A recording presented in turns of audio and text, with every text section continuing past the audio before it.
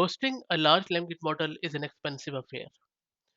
If your organization is looking to host multiple LLMs, for instance in AWS, they might have to go with different inference endpoints in AWS and they would have to provision a lot of resources for each of the LLMs.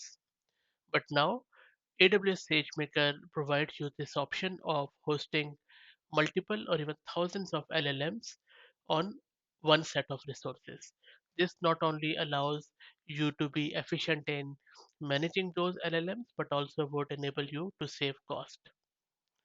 For this purpose, they use Triton model from NVIDIA, and the way it works is that if you're hosting a lot of LLMs, the request is first routed to the endpoint instance as shown in this diagram from one of the AWS blog, and then from there, if the model has not been loaded, it downloads the model artifact from S3, and then it loads the model to the container memory.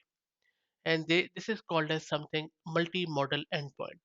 Multi-model endpoints in SageMaker are a cost-effective solution for deploying a large number of models using the same fleet of resources and a shared serving container to host all of your models.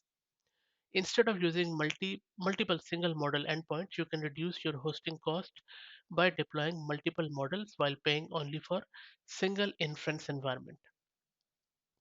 And also you get rid of a lot of overhead because SageMaker manages loading models in memory and scaling them based on the traffic patterns. Okay, now it also uses a Triton, which is NVIDIA's inference model or server, and this Triton model ensemble represents a pipeline in SageMaker that consists of one model, pre-processing, post-processing, and a lot of other things.